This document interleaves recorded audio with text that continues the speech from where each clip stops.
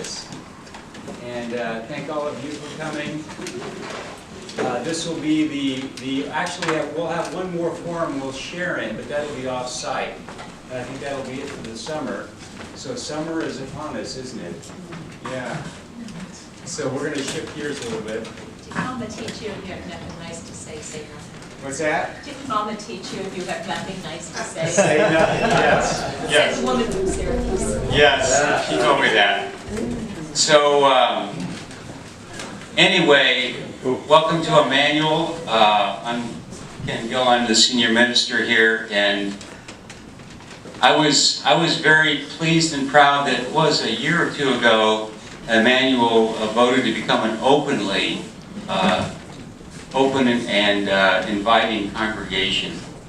It had been for a number of years, but we kind of went public, and I think that was important for us to do. And many other churches in this community are very open and welcoming. Wasn't always the case. I can remember in my ministry some years ago that there was one church which was openly welcoming. It was called the Metropolitan Community Church, and now many churches are that way, and that's a good thing. But unfortunately, most churches have not done enough. To reach out and minister to this population, and especially to the youth. And so hopefully, I'm looking forward. I'm glad you brought your pastor here with you to tell us what he's doing in the real world and reaching out to LGBTQ youth and how to minister to them. So I thought we'd normally just start with a few moments of silence. We have the silence expert here with us, but I'm going to lead us with the prayer bell. And as I ring the bell, just try to close your eyes, take a deep breath. It's been such a beautiful day, such a glorious day. You know, it's just a gift to have lived this day. And I'll ring the bell, and then try to listen to the bell as long as you can hear it. And then just we'll be in silence for a few minutes, and then Don will introduce our guest.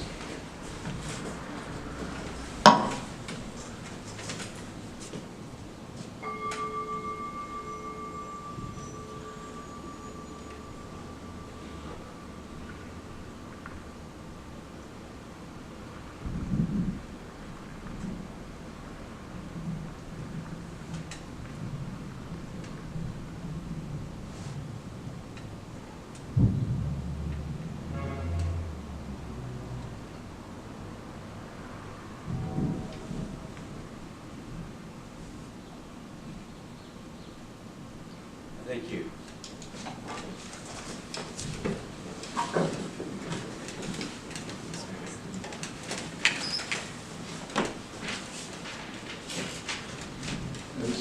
As Pastor Ken said, welcome to you all. It's a real privilege to have you here. And Michael has spoken to us a couple of times, and every time he comes, it's a special experience because we come together because of the way he handles things. And that's what this gathering is all about, is coming together and listening to each other. I have a couple of announcements to make. One is what Pastor Ken mentioned, and that is that we're going to have a session on the Green New Deal, exploring the possible, that is to look at the realities. We know who gets hurt when the climate gets hurt. The people who are most vulnerable get hurt. And our gathering on peace and justice is all about the vulnerable, and we know that climate change is a big influence on that. So on June 6th at Fairleigh Dickinson, we're going to gather and hear some expertise on this, trying to evaluate what can be done politically, what can be done technologically in this time when we know that the situation is very critical, that we have a lot of, not too much time before it's very damaging for people. And in Ridgewood, on June 1st, there'll be a ceremony for the opening of Gay Pride Month. A flagpole has been set up, I guess, in Van Ness Square. They're going to raise the flag. And the whole month is a celebration. I guess this is progress. We could use a little more in our town. And Muriel Shook was going to be here, and she was going to tell us about Glen Rock. Is anybody here from Plymouth? You want to tell us? Sure, Glen Rock, oh, I'm sorry. Go ahead. Well, we'll share it. Okay. So Glen Rock for the third year or fourth? Third year, third consecutive year will be, want to do a duet? Sure. Okay, that's good. Matt and I are excited about this because when Ridgewood wouldn't put up the flag, Glen Rock did.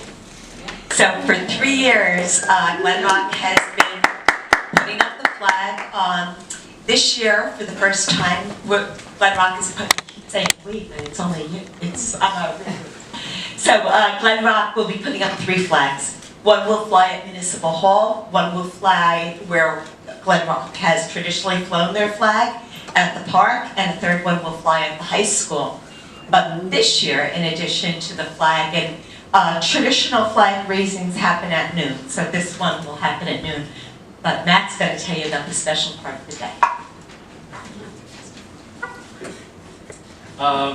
Yeah, there's over the years it's actually grown, which is actually quite nice. There's going to be like a picnic afterwards, and hopefully we'll have a tent, and make it a true day of celebration.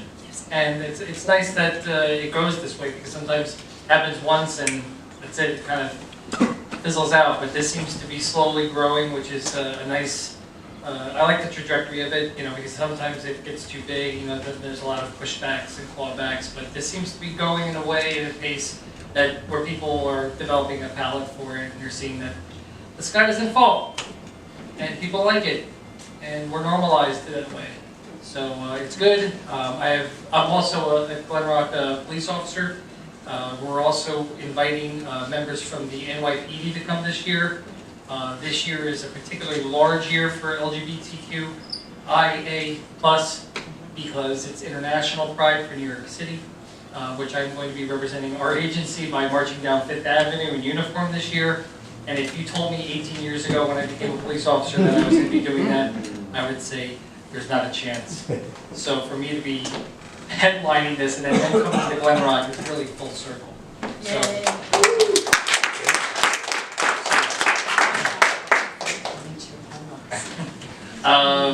and a couple of years back, I ran into Barney Frank at a summit for people in crisis. This was after the Orlando massacre. And I'm also a licensed mental health professional, and I was doing some clinical work down in Orlando. And I ran into him, I explained to him what Glen Rock was going through, and he said, you know, I'm going to try to stop at the festival. And I'm like, okay, you know. And what do you know, he showed up, and he made the day quite an experience, and I think that actually helped continue its momentum. And I told him, actually, ironically, you brought that up, I actually spoke to him a couple days ago, and he asked me how things are going in Glen Rock.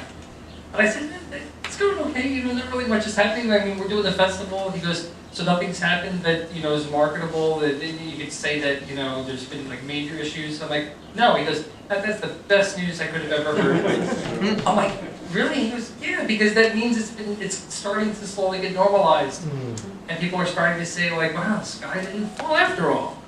So good things are happening, and I'm proud to say that. So just one more thing, because Paul's sitting opposite me. Paul Aronson was our first mayor to put up the flag.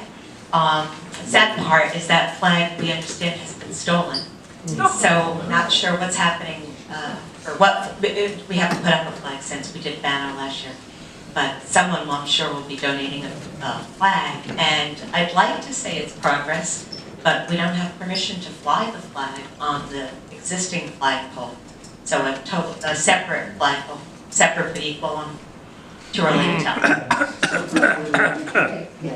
What time does things get started in Glen Rock? Glen Rock at noon, Ridgewood at 10. Well, I'm sure, when you get a chance to talk, why don't you say your name, where you're from, because that will help us. But I'm going to, Michael is going to lead us, as well he should. And here we have 3 people from Cresskill Congregational Church. They have a Rainbow Cafe. It was started by David the pastor for LGBTQ youth. And Claire's from P-Flag, which I know from many settings, is the place where parents and children get together to talk about their situation and to try to solve their problems. It's great. So it's all yours, Michael. Introduce anybody you want to. Thank you. Those of you that know, I've spoken here before. I have a little ADHD, so I'm going to move around a little bit. Thank you so much for coming out tonight. As I was driving over here, I was reflecting on just the absolute amazement that when I was, 11, 12, or 13 years old, and Scott Kokenauer was the kid next to me, and my stomach would tighten when he walked in the room, and I didn't quite know what that meant. And I suddenly figured out, we've got a problem here. I'm attracted to him. What am I going to do with that? Where am I going to go with that? To think that we're here so many years later is just an absolute, and in some ways shocking to me still. And I mean that in such a loving and great way. I also have to just pause for a moment and say, as someone that works in Ridgewood and drive from my home in Westwood to Ridgewood every day, I remember when the rainbow flag went up on this church, and I remember stopping on Ridgewood Ave and trying to figure that out with a moment of amazement and a moment of, as we like to say in the gay community, it can be as small a rainbow flag as you think, we will spot it, no matter what it is. And of course, you're not so subtle with your rainbow flag here, which I love, but I certainly remember that. I think that my journey to where we are tonight, which is as an openly gay organizational leader in the Ridgewood and vicinity, and as a clinician who has specialized in this area, began when I was 11 or 12 and had to figure that out. And one of the things that still has impact on me, I think, is that process of being in the closet. So that process of having to develop your own identity, figure out who you are, figure out what you're about, without saying one word to anybody, year after year after year, has an impact. It has an impact, I think, on our soul. I think it has an impact on how we view the world. And of course, in those days, there weren't so many role models out there. I personally was very, very lucky, though. And I was lucky because as I was growing up, my best friend Adam lived down the street, and we were at each other's houses every day. And his parents were divorced. And every other weekend, we would go see his father, Bill. And we would visit him every other weekend, and we'd go out with Bill, and we'd do things. And suddenly, when I was about 9 or 10, Bill came to pick us up, and there was this guy named Al with Bill, sitting in the car. And we went out to dinner, and we had a really nice time, and then we stayed, and I'll never forget this, we stayed at the Woodcliff Lake Hilton because they had an indoor pool, and that was just very, very cool in the days. Bill and Al were a couple, and I visited with them, with my friend Adam, every other weekend for year after year after year. So in those moments when I was 12 or 13 or 14 or 15, and you're thinking in the middle of the night, how am I going to do this? What does this look like? I had that moment of, well, their life seemed so regular. Their house seemed so actually it was very cool, by the way, their house.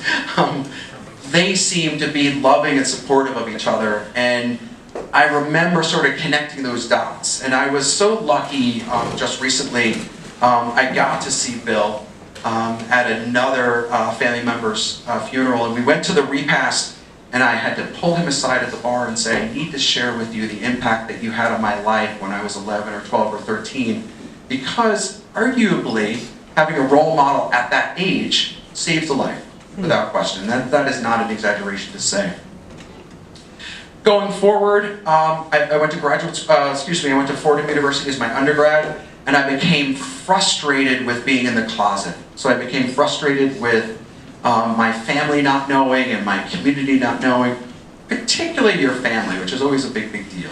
So I decided to take the reins, and decided in those days there was no email yet, and there was no nothing like that. So what I did is I wrote an open letter to my family, typed it up, printed it out. I made 15 copies, and I mailed it to every one of my siblings. I'm the youngest of 6.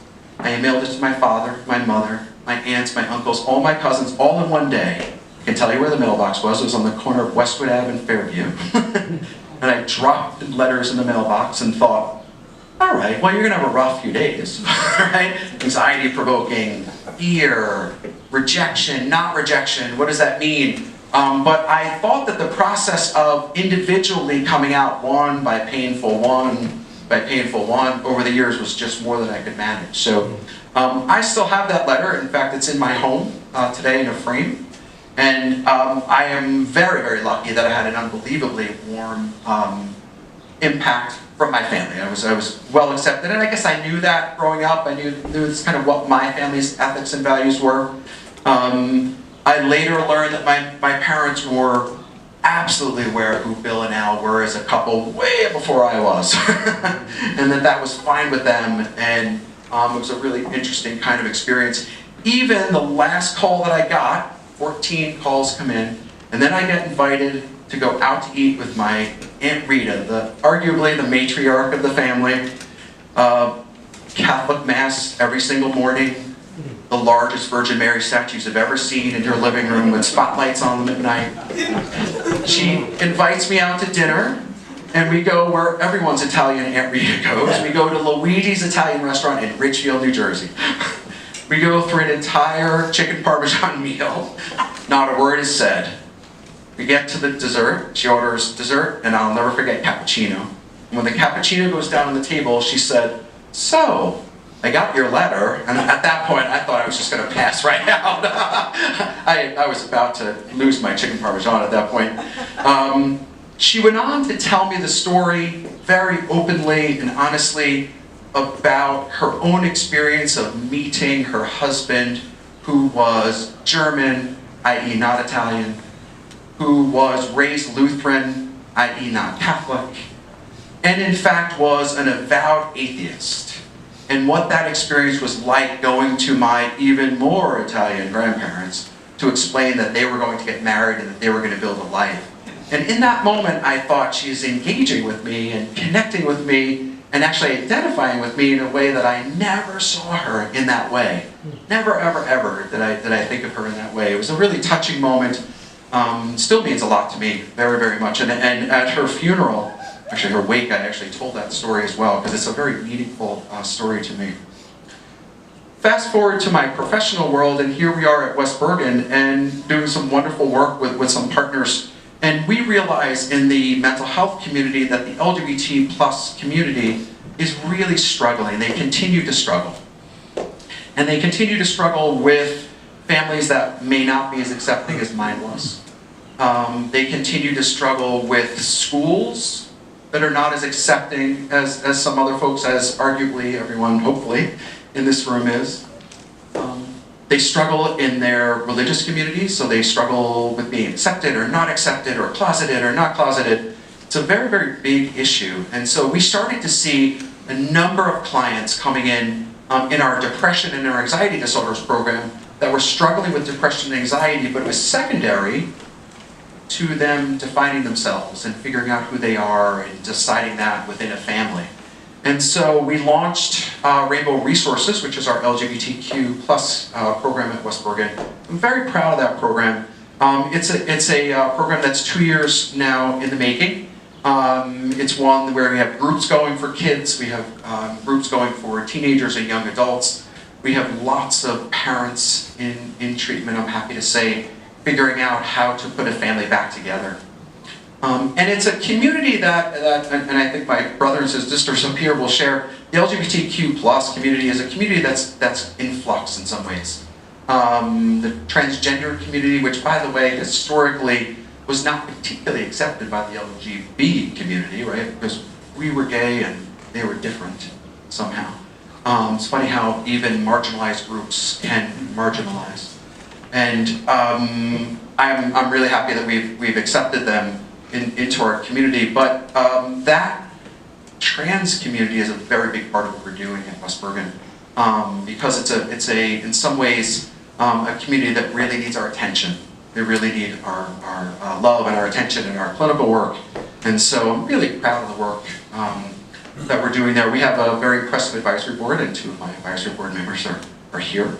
And it's work that we're wanting to partner with the community on, because this is different than other programs that we have at West Bergen. It's different than our anxiety disorders program, different than our autism program, it's different than our ADHD program. This is a program where we can do our part, but we need partners. We absolutely need partners. Because at times when a family doesn't accept a member into their world, that's where, in my mind, that's really where the church and religious community can sit.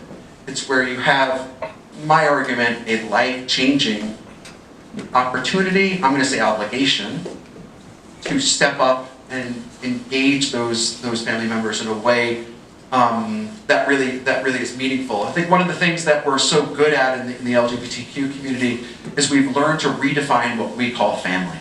So we redefine when your family of origin, your natural family, doesn't accept you for who you are. We've become really good at building a support system. And whatever that means, it's not at all uncommon when you're in the sort of in the public world and you're trying to describe to another gay person that he or she is gay on the other side of the room, you would call them family. So yeah, they're family. And that's always been kind of a code word in the gay community, but if you really think about what that means, it's a very powerful statement. It's not a coincidence that that's the word that we use to describe the LGBTQ experience of those of us coming together that have been rejected by others. So I am really, really proud to be here tonight. I'm very proud of our program, and I'm very proud of my 2 co-speakers. So I'm going to let them introduce themselves because they can do it so much better than I. Well, thank you, Michael, and thank you for having us here this evening. My name is Barbara Giormo. I live in your sister town of Paramus, and I'm a past president of PFLAG Bergen County. PFLAG is Parents, Family, and Friends of Lesbians and Gays. And I'll tell you the reason why I got involved with PFLAG. My husband and I had 1 child, and he was a young man growing up in Paramus and going to middle school. And the night before he started 8th grade, he sat us down and said, "Mom and Dad, I have something to tell you." And of course, I was afraid he's going to say he doesn't want to go to school, he's unhappy, he's bullied. And he goes, "Mom and Dad, I am a homosexual." And we looked at him and hugged him, told him we loved him, that this was not an issue. And he was so young, he was only